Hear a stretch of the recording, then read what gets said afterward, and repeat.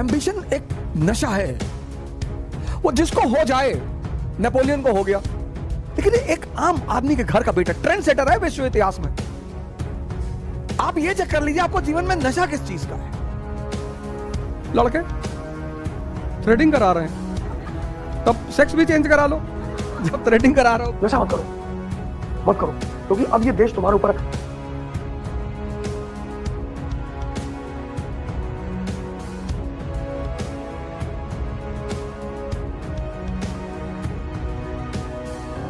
जितनी बड़ी पॉपुलेशन बेहोश रहेगी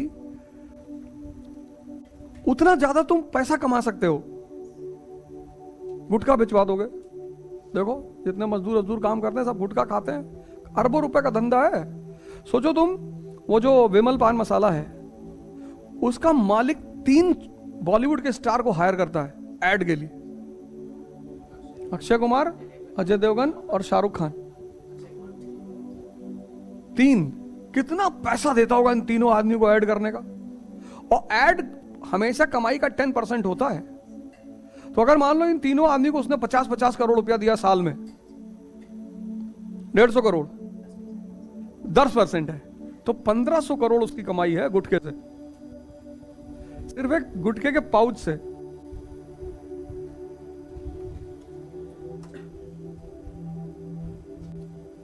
उसमें तुम चले आए, कह रहे हो ध्यान करो, तो उस लॉबी को बुरा नहीं लगेगा? मुझे शादी वादी में बहुत लोगों को सजते हुए जब दूल्हा दुल्हन सजे हैं तो अच्छी बात है। बाकी लोग तुमको कौन देखेगा वे? तुम कौन हो? फर्जी। हाँ, नहा लो, बढ़िया कपड़ा पहन लो, चश्मा वश्मा लगा लो, पिस्टल उस्टल लगा लो, जाओ।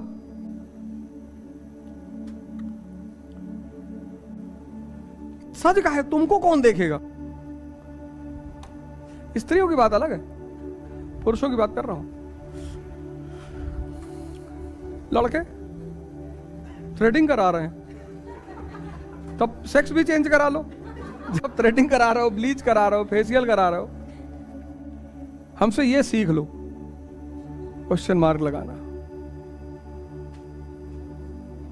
हमसे बस तुम एक चीज सीख लो, दिमाग को जिंदा कर लो, उसके बाद दुनिया तुम्हारी है। उसके बाद तुमको जीवन में किसी की जरूरत नहीं पड़ेगी। कुछ चीजों को अपने दिमाग पे बोझ डाल के सोचो। शराब में अगर मजा होता तो शराबी भिखमंगे नहीं होते, क्योंकि जिसमें मजा है वो चीज तुम्हें आगे बढ़ाएगी।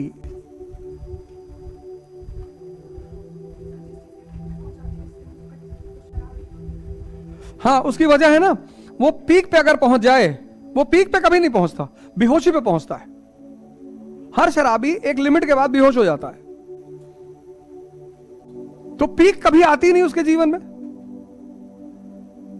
ज्यादा चढ़ गई तो बेहोश हो गया। तो जो बेहोश हुआ तो दुनिया की जो चुनौतियां हैं वो 6 घंटे के लिए उसके सामने से हट गई, उसी को वो मजा मानता है। बेटी की शादी करनी है, गुड्डू को स्कूल भेजना है, बच्चे की फीस नहीं जमा है, ये सब चल रहा है दिन भर, सब दिन भर उसके दिमाग में चल रहा है।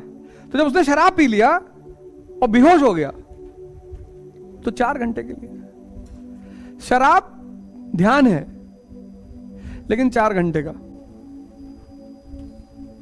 इसीलिए इस दुनिया में सेक्स और शराब का नशा कभी खत्म नहीं होगा।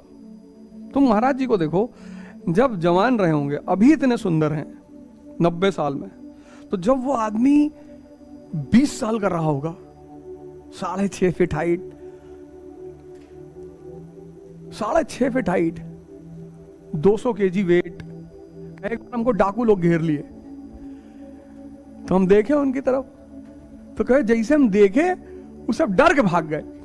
इतना लंबा चौड़ा शरीर, सोचा ही पटक के मार डालेगा। सोचो कितनी स्त्रियां उनसे विवाह करना चाहती रही होंगी उस वक्त, लेकिन नहीं किया उन्होंने। क्यों? क्योंकि उससे कहीं ज्यादा बड़ी चीज उनके हाथ में आ गई, उससे कहीं और बड़ी चीज हाथ में आ गई, तभी तो छोड़ा। कुछ लोग पाने के चक्कर में छोड़ देते, उनको कुछ नहीं मिलता, कुछ को मिलता है तो छूट जाता है।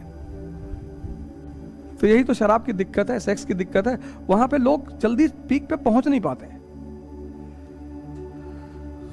कुछ आईसीयू चले जाते हैं कि उसका फेफड़ा खराब हो जाता है, कुछ का लीवर डैमेज हो जाता है। उसमें जो आदमी दिमाग वाला है, जिसकी आंखें जिंदा हैं सिद्धार्थ की तरह, वो आदमी टर्न हो जाता है कि नहीं यार 5 साल से पी रहे हैं, कहां आनंद आ रहा है जीवन में। और शहर वाले थोड़ा थोड़ा पी लेते हैं कि भैया हम 40 ml से ज्यादा नहीं पीते। नशा मत करो, मत करो, क्योंकि अब ये देश तुम्हारे ऊपर है। तो नशा क्यों करते हो तुम? अब मेन मुद्दा हुआ कि तुम नशा क्यों कर, ये यूथ नशा क्यों करता है यार? महत्वाकांक्षा मतलब स्ट्रेस। हम सब मिडिल क्लास के लोग हैं। किसी के घर में बहनें होंगी, उनकी शादी करनी होगी, पापा की एक सीमित सैलरी होगी, पापा का 5 साल बाद रिटायरमेंट होगा, घर में पापा के अलावा कोई आय का सोर्स नहीं होगा। ऐसा हो सकता है घरों में हो। तो मानी सी बात है कि तुम्हारा थोड़ा सा दिमाग वहां जाएगा कि यार बड़ी वाली दीदी की शादी नहीं हुई यार। फिर हो सकता है कि मां को कोई बीमारी हो, परिवार में किसी को कोई बीमारी हो। फिर वैसे ही इतना चुनौतीपूर्ण कोरोना का काल चल रहा है, तो जीवन प्रतिदिन, और फिर उस सारी चुनौतियों में तुम बैठ के पढ़ते हो और तुमको हजम करना होता है। ये 2 पेट हैं, एक पेट ये है, एक पेट ये है, दोनों पेट है। जैसे यहां हजम होता है ऐसे यहां भी हजम होता है। और दोनों पेट की एक खासियत है, ये जिसको चाहते हैं उसी को हजम करते हैं। तुम्हें अपने इस पेट का हाजमा चेक करना होगा और ये धीरे धीरे सुधरेगा। अपने विचारों पर नजर रखो, और अगर तुम खुद से कमजोर हो तो हर आदमी तुम्हें डरा के मार डालेगा। नशा क्यों नहीं करना है? अब एवरीडे स्ट्रेस, हर दिन स्ट्रेस, पढ़ना है, परिवार, नौकरी, पैसा, बच्चों की शादी, भाई फला, बहुत सारी चुनौतियां, एवरीडे स्ट्रेस। अब यार अगर तुम उस स्ट्रेस को रिलीज नहीं करोगे ना, तो तुम महीने भर पागल होगे। तो सबसे आसान तरीका है नशा। तुम पढ़े 4 घंटा, तुमको यहां पेन हुआ, तुम बाहर आए, एक सिगरेट पिए, निकोटीन शरीर में गई, तुम थोड़ा सा रिलैक्स महसूस किए। अब सिगरेट प्रॉब्लम नहीं है, प्रॉब्लम क्या है? स्ट्रेस। तुम सिगरेट को प्रॉब्लम देखते हो इसलिए छोड़ नहीं पाते हो। सिगरेट प्रॉब्लम नहीं है, शराब प्रॉब्लम नहीं है, प्रॉब्लम है स्ट्रेस। तुमने सिगरेट और शराब को अपने स्ट्रेस को रिलीज करने का माध्यम बना लिया है, तो वो तुम्हारे लिए दवा हो गई है। तो जब जब तुम स्ट्रेस में आओगे तो या तो तुम सिगरेट ढूंढोगे, या तुम शराब ढूंढोगे, या तुम खैनी ढूंढोगे, कुछ ढूंढोगे। तो अगर उस स्ट्रेस को संवैधानिक रूप से बाहर निकाल दिया जाए, 3 प्राणायाम, भस्त्रिका, कपालभाति और अनुलोम विलोम, 2 मिनट से शुरू करो, बस सिर्फ 2 मिनट, इससे ज्यादा नहीं, 2 मिनट। पहले दिन देके घंटा कर लिए, किडनी पलट जाएगी। 2 मिनट ईच, टोटल 6 मिनट हुआ। 10 दिन जब बीत जाए, इस 2 को 4 कर दो, 4 मिनट।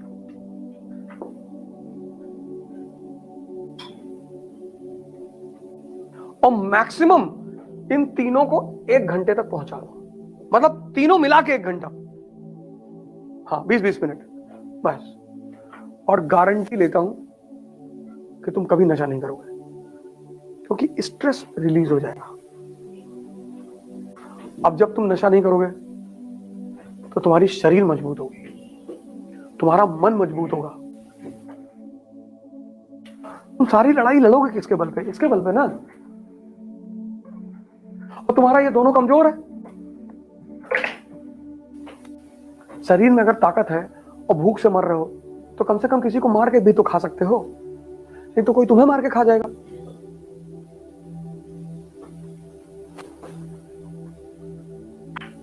इस देश में शिक्षा ने सिर्फ एक काम किया पिछले 30 साल में, आप पढ़ो और नौकर बनो।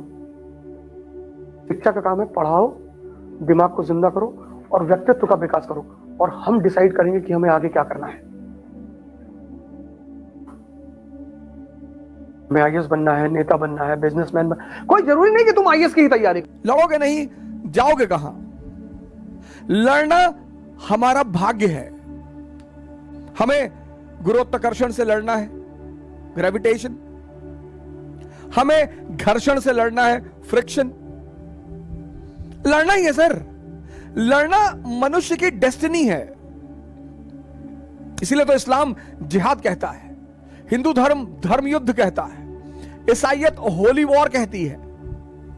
लड़ना है सर। जीवन युद्ध के सिवा कुछ है ही नहीं सर।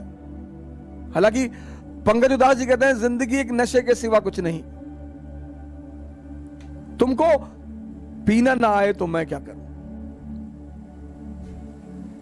किसी गाने में अमिताभ बच्चन जी के बोल हैं कि नशा शराब में होता तो नाचती बोतल। सब छोटे मोटे नशे हैं सर, बहुत छोटे मोटे नशे। अगर ये आपको प्रभावित करते हैं तो आपका मन विकसित नहीं हुआ सर। नशा तो पद का है सर। आप ये चेक कर लीजिए आपको जीवन में नशा किस चीज का है। अगर इन छोटी मोटी चीजों का है तो आप रह जाएंगे फिर वहीं पे। आप अपना नशा भी चेक करिए सर। मोदी जी को नशा रहा होगा, लालू जी को नशा रहा होगा।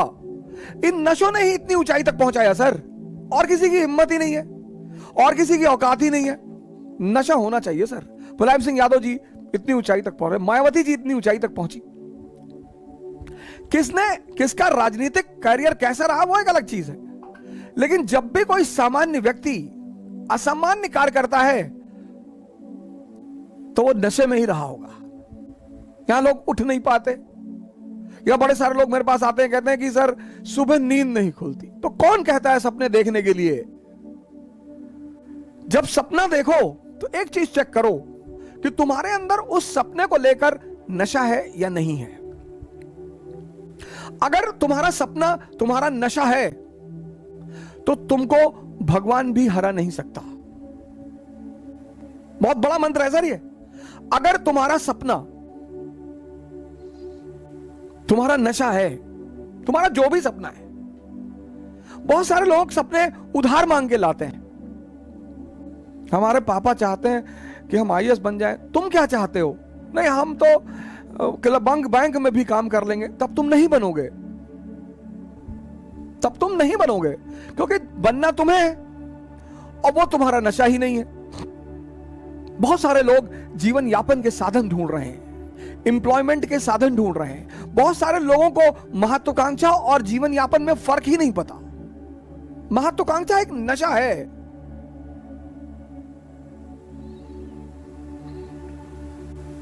एम्बिशन एक नशा है। वो जिसको हो जाए, नेपोलियन को हो गया। सुनाऊंगा आपको नेपोलियन की कहानी। क्या मस्त कैरेक्टर है विश्व इतिहास में। मुर्दे को जिंदा कर दे। क्या कैलकुलेशन करता है, कैलकुलेशन, क्या सेटिंग बैठाता है, क्या कब्जा करता है। हारता है बाद में, पतन भी होता है उसका, लेकिन एक आम आदमी के घर का बेटा ट्रेंड सेटर है विश्व इतिहास में। वर्ल्ड हिस्ट्री में वो एक ट्रेंड सेटर है कि कुछ नहीं होता आम घर में पैदा होने से। हमारे माँ बाप कभी कभी बहुत गलत काम करते हैं हम, और गलत शायद वो अनजाने में करते हैं। अपने बच्चे से आप कभी मत कहिए कि इतनी बड़ी बड़ी बातें मत किया करो। कभी मत कहिए। अगर आपका बेटा आपकी बेटी अगर आपसे बड़े बड़े बात करता है कि पापा एक दिन देश पे कब्जा कर लेंगे, सपोर्ट करिए उसे कि बिल्कुल करोगे, शाबाश, डटे रहो। और ये चीज मेरे फादर ने मेरे साथ जीवन भर किया। जीवन भर, आज तक मैं लखनऊ से साइकिल चलाने जा रहा था कोविड के टाइम में, 16 सितंबर 2020 से दिल्ली। मैंने उनसे कहा यार साइकिल चलाने जा रहे हैं 700 किलोमीटर। बोले कम है तुम्हारे लिए, कम है। बस वहीं पे मेरा ब्लड प्रेशर हाई हो जाता था। क्या है यार? बोले कम है, तुम तो 70-80 हजार चला लो, तुम्हारे ऊपर फर्क नहीं पड़ा। अरे मैंने कहा इतना भी मत चढ़ाया करो। सर मां बाप का जो प्रोत्साहन होता है ना, उसकी आप कीमत अंदाजा नहीं लगा सकते। कभी भी किसी मां बाप को अपने बच्चों को हतोत्साहित नहीं करना चाहिए, कम से कम मां बाप को। अगर आपके घर में आपका बच्चा तैयारी कर रहा है, आपकी बेटी तैयारी कर रही है, आपका बेटा तैयारी कर रहा है, उसको प्रेशर मत दीजिए सर। आईएएस बहुत बड़ा प्रेशर है सर, बहुत बड़ा। ये कोचिंग वाले आपको नहीं बताएंगे सर। आपका बच्चा दिन भर प्रेशर कुकर बना रहता है सर। ऑप्शनल रिवाइज करना। मैं जानता हूं आप नहीं जानते इन बातों को, बहुत सारे लोग हैं आप में से, जैसे मेरे माँ बाप नहीं जानते थे, ऐसे आप में से बहुत सारे माँ बाप हैं जो नहीं जानते होंगे। कोई बात नहीं सर, अपने बच्चों पर दबाव मत बनाइए सर। उन्हें जब भी फोन करिए शाम को कुछ पॉजिटिव खबर सुनाइए, कुछ अच्छा बताइए, कुछ मोरल बूस्ट करिए उनका। उनसे कहिए कि तुम्हारे लिए क्या है, तुम तो, मुझे डर है कहीं आईएएस बन के छोड़ ना दो। सर उतनी लाइन जो होती है ना सर, दुनिया कहे ना कहे सर कोई फर्क नहीं पड़ता, लेकिन जब मां बाप ये बात कहते हैं ना सर, सर बहुत फर्क पड़ता है सर। मैंने अपने पिताजी से देखा सर, बहुत फर्क पड़ता है सर, बहुत फर्क पड़ता है। मां बाप को अपने बच्चों का प्रोत्साहन, उन्हें डराना नहीं चाहिए।